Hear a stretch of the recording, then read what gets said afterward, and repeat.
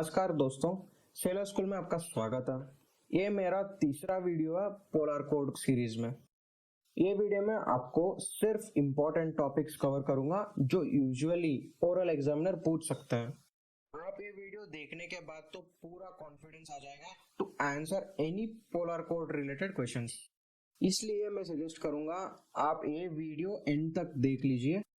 इस वीडियो में मैंने पोलर कोड के चैप्टर्स 1, 2, 3, 4, 11 एंड 12 को कवर करूंगा क्योंकि इन्हीं चैप्टर्स में ही इंपॉर्टेंट टॉपिक्स रहते हैं।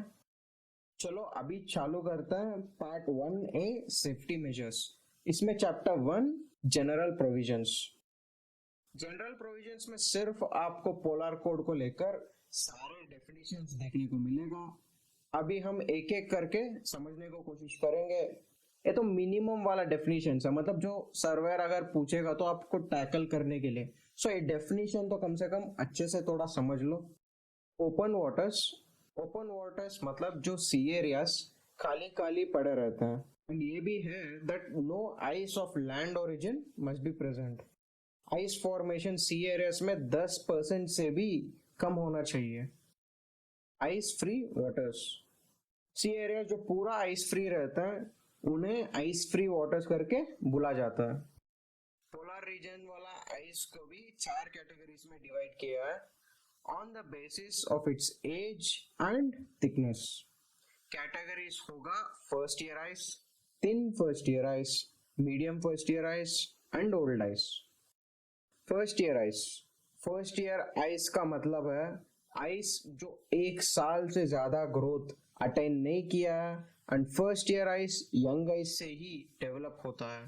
फर्स्ट ईयर आइस का थिकनेस 0.3 मीटर से लेकर 2 मीटर तक रेंज में रहना चाहिए।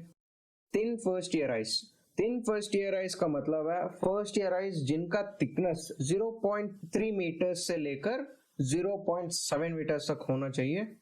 And medium first year ice का मतलब होता है 0.7 मीटर्स को लेकर 1.2 मीटर्स तक होते हैं। ओल्ड आइस, मैंने ना हजार्ड्स इन पोलर रीजन वाला वीडियो में आपको सब कुछ बताया था। पोलर रीजन्स में लगभग 6 महीने के सनलाइट होते हैं कंटिन्यूसली, या 6 महीने के डार्कनेस होते हैं। उसके कारण 6 महीने समर और 6 महीने विंटर भी रहता है पोलर रीजन्स में।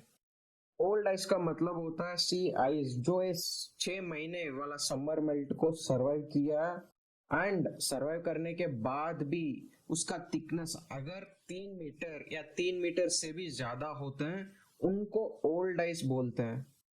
ओल्ड आइस फिर भी सब डिवाइडेड होता है ऑन द बेसिस दैट कितने समर मेल्ट को ये आइस झेला है। ओल्ड आइस का क्लासिफिकेशन होता है residual first year ice, second year ice and multi year ice. मुझे यकीन है दैट ये फ्लो चार्ट जो आपको देखने को मिल रहा आपको समझने में थोड़ा तो मदद किया हो। पोलर रीजन्स में सेल करने के लिए बिल्ड किया हुआ शिप्स को पोलर शिप्स बोलते हैं। पोलर रीजन्स में जो शिप सेल करता है ना उनके लिए अगर स्पेसिफिकली बिल्ड करता है तो उनको पोलर शिप का नाम दिया जाता है। पोलर शिप्स भी 3 कैटेगरीज में डिवाइड किया गया on the basis of constructional requirements as per the polar code. वो कैटेगरीज रहता है A B C. Category A ships जो at least medium first year ice and old ice वाला एरियाज में भी बिना कुछ स्ट्रक्चरल डैमेज हुए आराम से सेल कर सकता ना, वो सभी शिप्स कैटेगरी ए में बिलोंग करता है। एंड कैटेगरी बी शिप्स जो at least thin first year ice and old ice वाले सी एरियाज में सेल कर सकता है without facing any structural damage due to ice. Category C ships जो कैटेगरी ए या कैटेगरी बी में बिलोंग नहीं करता है तो वो कैटेगरी सी में आ जाता है। कैटेगरी सी शिप कम थिकनेस वाले आइस में ही सेल कर पाएगी without facing any structural damage. मेरा वीडियो बनाने से पहले मैंने 2-3 वीडियोस देखे हैं यूट्यूब पे पोलर कोड को लेकर, ठीक है। तो ये वीडियो बनाने से पहले मैंने थोड़ा रेफरेंस के लिए देखा था, तो उसमें ना कोई एंटायरली गलत समझा थियरी का। एंड उसने बोला है कि पोलर क्लास और पोलर शिप्स को कैटेगरीज को लेके पूरा ही बकचोदी पहल के रखा है। And almost he convinced many people की पोलर क्लास और पोलर कैटेगरीज ऑफ शिप्स भी सेम रहता है करके। तो वो सब गलत था।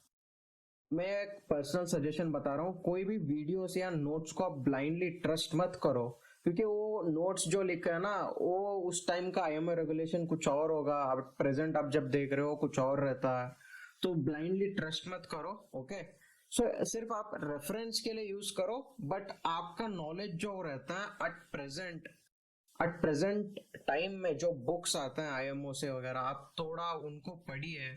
जब आपका दिमाग फक्ड अप होता है, ये थोड़ा पुराना वीडियोस वगैरह, यूट्यूब वीडियोस वगैरह रेफर करो for ease of understanding.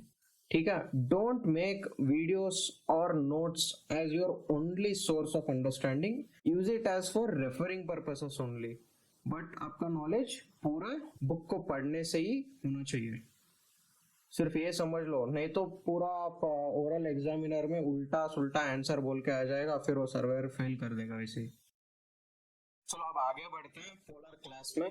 Polar class polar class कोई पोलर शिप्स के कैटेगरी या टाइप को डिफाइन नहीं करता है, बल्कि वो एक क्लास है जो पोलर शिप्स को दिया जाता है by classification society after class inspection. Classification society में Lloyd's register, bureau veritas, American bureau of shipping and भी बहुत सारे क्लासेस आते हैं। ये पिक्चर में आप देख सकते हो, पूरा क्लासेस का लिस्ट है लेफ्ट साइड में, एंड बॉटम में आपको देखने को मिलेगा एक विस्की का ग्लास जिसमें 2, 3 या ज्यादा आइस क्यूब्स पड़ा है। विस्की में रहने वाला आइस क्यूब का क्वांटिटी हमें बता रहा है दैट वो पोलर क्लास कितना थिकनेस वाला आइस में सेफली सेल कर सकते हैं without any structural damage in polar waters. And accordingly आपको अलग अलग पोलर क्लास के नेम्स दिखेगा, which will be given by different classification society. Mean daily low temperature और MDLT, मिनिमम 10 साल का डेली लो टेम्परेचर का एक मीन वैल्यू होता है। अगर आपके पास 10 साल का डेटा नहीं है तो फिर आप MDLT which is provided by the administration को यूज कर सकते हो। पोलर सर्विस टेम्परेचर PST हर एक शिप पे जो लोअर टेम्परेचर में ऑपरेट करता है एंड उन शिप्स के लिए ही स्पेसिफाइड होता है। ये टेम्परेचर पोलर शिप सर्टिफिकेट में भी मेंशन होता है। MDLT से आप 10 डिग्री और कम करेंगे तो उसको बोलते हैं polar service temperature. Polar service temperature इसलिए इंपॉर्टेंट है बिकॉज हर एक इक्विपमेंट या सर्वाइवल सिस्टम जो पोलर शिप पे फिटेड रहता तो वो फुल्ली फंक्शनल होना चाहिए एट पोलर सर्विस टेम्परेचर। ये मैंडेटरी रिक्वायरमेंट है performance standards of polar ships के। पोलर शिप सर्टिफिकेट एक मैंडेटरी सर्टिफिकेट है एंड ये हर एक शिप पे रहना चाहिए जो पोलर वाटर्स में ऑपरेट करता है। पोलर शिप सर्टिफिकेट एक सक्सेसफुल इनिशियल या रिन्यूअल सर्वे के बाद ही मिलेगा। पोलर शिप सर्टिफिकेट का 5 साल तक वैलिडिटी रहता है। पोलर शिप सर्टिफिकेट को इश्यू करने के लिए ऑथराइज्ड ऑर्गेनाइजेशन जो आईएमओ ने रिकॉग्नाइज्ड किया उसका जरूरत है। पोलर शिप सर्टिफिकेट आपको इंग्लिश, फ्रेंच या स्पेनिश में प्रिंट होना चाहिए। अगर कोई दूसरा लैंग्वेज यूज किया गया है तो आप ये तीनों लैंग्वेजेस में कोई भी लैंग्वेज का ट्रांसलेशन भी साथ साथ लेके रख सकते हो। ऑपरेशनल असेसमेंट पोलर शिप्स पे करता है to prove that polar ship and उसका इक्विपमेंट्स को ऑपरेशनल लिमिटेशंस एंड प्रोसीजर्स को पता करने के लिए। ऑपरेशनल असेसमेंट अलग अलग एनवायरमेंटल एंड ऑपरेटिंग कंडीशंस में टेस्ट करना चाहिए। जैसे एनवायरमेंटल कंडीशंस का मतलब हो गया operation in low air temperature, ice, high latitude वगैरह। ऑपरेशनल असेसमेंट हमको बताएगा दैट पोलर शिप्स में कितना ताकत है एंड पोलर शिप्स को सेफली अबैंडन कर सकता है कि नहीं। जब कोई डेंजरस सिचुएशन अराइज होता उस टाइम पे अगर सेफली अबैंडन कर सकता है कि नहीं, वो सब ऑपरेशनल असेसमेंट ही बता पाएगा।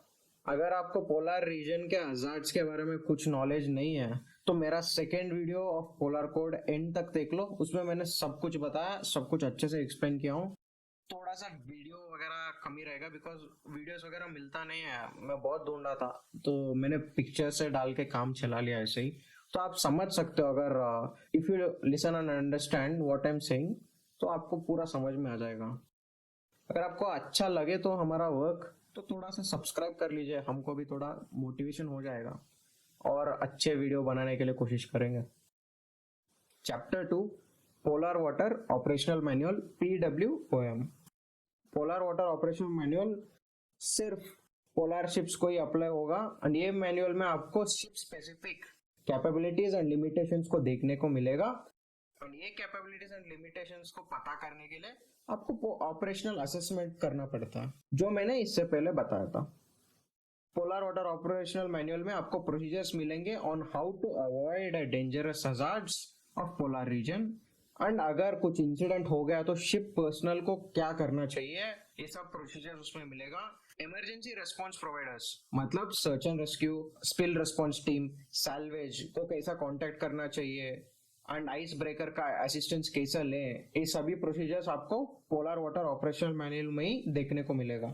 ये मैनुअल में आपको ये भी मिलेगा अगर पोलर शिप्स को आइस के बीच में स्टक हो गया या फिर आइस जम गया शिप का अगल बगल में, फिर ऐसा सिचुएशन आएगा जब आपको शिप वहीं के अबैंडन करना पड़ता, तो उसका भी प्रोसीजर्स एंड लाइफ सपोर्ट के प्रोसीजर्स भी मिल जाएगा।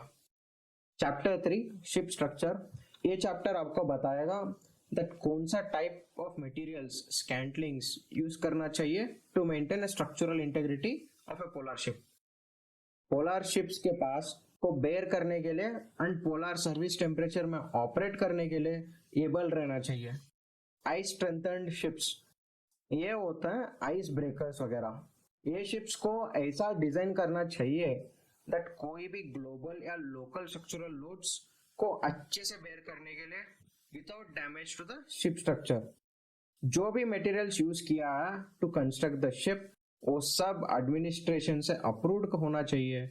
Category A and B ships, ये चैप्टर को कंस्ट्रक्शनल रिक्वायरमेंट्स को स्ट्रिक्टली फॉलो करना चाहिए, बट कैटेगरी सी शिप्स को थोड़ा इधर उधर हो सकता है कंस्ट्रक्शन के बेसिस पे, बट ये कैटेगरी सी शिप्स की strength entirely area of operation के ऊपर डिपेंड करता है कि कितना आइस रहता है उस एरिया में वगैरह। Chapter 4 sub division and stability, इसमें आपको intact and damage stability criteria देखने को मिलेगा। पोलर शिप्स के फंक्शनल रिक्वायरमेंट्स रहता है। फंक्शनल रिक्वायरमेंट्स का मतलब होता है अगर शिप का डेक या सुपर स्ट्रक्चर के ऊपर पूरा आइस वगैरह जम गया तो शिप का स्टेबिलिटी इंटैक्ट एंड पॉजिटिव कैसा रखना है, ये भी इसी चैप्टर में आता है। अगर पोलर शिप जाकर कोई भी आइसबर्ग वगैरह ठोक दिया तो वही सेम टाइटैनिक सिचुएशन हो गया। फिर ऐसा सिचुएशंस में ना शिप का डैमेज स्टेबिलिटी शिप को बचा सकता है एंड या शिप को डुबाने में डिले भी कर सकता है। वो एक ही चीज है कि डैमेज स्टेबिलिटी कंडीशंस। आपको तो पता ही होगा पोलर रीजन्स में तो काफी आइस अक्रीशन होता है ऑन शिप स्ट्रक्चर एंड ये आइस अक्रीशन ना बहुत बड़ा बेवकूफ चीज होता है। बिना मतलब का साला शिप का डेड वेट भी बढ़ा देता है एंड शिप का स्टेबिलिटी को भी इतना अफेक्ट कर देता है ना। तो इसी कारण आईएमओ ने गाइडलाइंस निकाल दिया for polar ships and IMO ने ये बताया दैट आइस अक्रीशन के कारण जो ऐड होता है ना वेट, उसके लिए पहले ही से ही आप अलाउंस छोड़ दीजिए। यही है allowance criteria for polar ships, 30 kg per meter square for any exposed deck, weather या gangway, 7.5 kg per meter square on ship side above water plane area, including ice formed on railing, bulwarks, etc. So ये ice allowance का requirements हो गया। Ship का design भी इतना सही होना चाहिए दैट मिनिमम आइस अक्रीशन होगा under severe weather conditions. Polar ships पे इक्विपमेंट वगैरह होना चाहिए to remove ice from bulwarks, rails etcetera. Usually क्या देता है ना, axes, wooden clubs, pneumatic electrical hammers दे देता है to remove ice accretion on ships. And ये इक्विपमेंट भी सोलास अप्रूव्ड होना चाहिए भाई, ऐसा नहीं कि कुछ भी दे दिया। सोलास अप्रूव्ड रहना चाहिए इक्विपमेंट्स को, और ये इक्विपमेंट सोलास अप्रूव्ड मतलब उसका सर्टिफिकेट भी मिल जाएगा आपको। स्टेबिलिटी इन डैमेज्ड कंडीशन, देख लो ये तो पूरा रटने वाला चीज है एंड ज्यादा कुछ एक्सप्लेन करने के लिए नहीं है इसमें, ठीक है। बेसिकली आप दिमाग में ये रखो कि कितना अलाउंस, कितना आइस अलाउंस रहेगा on various areas of ship, ये तो चल जाएगा। फिर बाकी ये जो डैमेज कंडीशंस का ये तो रट्टा मार दो, बाकी कुछ नहीं हो सकता इसका। तो चैप्टर 11 वॉयज प्लानिंग, नॉर्मल सी एरियाज में वॉयज प्लान करना एंड पोलर रीजन्स में प्लान करना बहुत ही अलग है। एक अच्छे वॉयज प्लान करने के लिए ना पोलर रीजन्स में ये सभी पॉइंट्स का इंपॉर्टेंस देना होगा। पोलर वाटर ऑपरेशनल मैनुअल को रेफर करना पड़ता है और उसका रिक्वायरमेंट्स के हिसाब से ही हमें वॉयज प्लान करना होगा। पोलर रीजन्स में खास करके आपको लिमिटेड हाइड्रोग्राफिक इंफॉर्मेशन मिलेगा। वेरियस करंट्स के इंफॉर्मेशन को रेफर करना होगा। वॉयज ट्रैक के आसपास वाले आइस का कॉन्सेंट्रेशन कितना है और उसका मूवमेंट्स कैसा है ये भी जानना बहुत जरूरी है। टेम्परेचर के बारे में थोड़ा सा नजर घुमाना होगा। प्लेसेस ऑफ रेफ्यूज यानी safe water in case of any immediate या वेदर कंडीशंस, उसकी वजह से सेफ प्लेस को भी ढूंढना जरूरी है। Seasonal migration of marine mammals like penguin, seals etcetera को भी कंसिडर करना होगा। जहाँ सीजनल माइग्रेशन का मतलब होता है एनिमल सिर्फ एक ही लाइन में चलते हैं due to difference in season, उनका पाथ में हम लोग क्रॉस नहीं करना, नहीं तो वो एनिमल्स को अफेक्ट कर सकता है, सो उससे दूर रखना। It's like a no go area. Search and rescue services and BTS service के बारे में पता होना चाहिए व्हाइल प्लानिंग ए वॉयज। पूरा पैसेज प्लान के authority master of the vessel पे आता है। अगर प्लान्ड ट्रैक से डिविएट करना है तो वो मास्टर ही कर सकता है और मास्टर का सोल डिसीजन पे कभी भी वॉयज से शिप हटा सकता है, ठीक है, ये याद रखो। क्योंकि पूछते हैं who is the overall authority of A planned passage, तो वो होता है मास्टर, बाकी कुछ सोचने का नहीं। सेकंड ऑफिसर वगैरह मत बोल के रख दो, ठीक है। Chapter 12 Manning and training. सारे क्रू जो पोलर शिप्स पे काम करते हैं ना, उनको एडिशनल ट्रेनिंग करना एक मैंडेटरी रिक्वायरमेंट है। ये टेबल में आप देख सकते हो कौन से ट्रेनिंग कौन से रैंक के लिए अप्लीकेबल होता है। एंड हाँ, ये सिर्फ और सिर्फ क्रू जो पोलर वाटर्स में काम करता है उन्हीं के लिए बस। STCW 16 में भी आपको यही ट्रेनिंग के कॉलम्स देखने को मिलेगा, सेम टू सेम मैंने छापा है इधर, ठीक है, ये सिर्फ आपका रेफरेंस के लिए। चलो, मुझे लग रहा अब तो पूरा अच्छे से मैंने समझा दिया। अगर ये वीडियो आप यहाँ तक देख लिया तो आप आसान से पोलर कोड के क्वेश्चंस जो भी है आप आंसर कर पाओगे। एंड मेरे वीडियो अगर आपको पसंद आया तो लाइक कर दीजिए। एंड कुछ डाउट्स वगैरह है, कुछ समझा नहीं या फिर मेरा कुछ वीडियोस में डेवलप करना चाहिए तो वो भी आप नीचे कमेंट बॉक्स पर लिख सकते हो कि मुझे कैसा डेवलप करना चाहिए, मेरा वॉइस सब ठीक है कि नहीं, ये सब आपको थोड़ा बता दो क्योंकि मैं थोड़ा कंफ्यूज रहता हूँ। And finally subscribe to sailor school.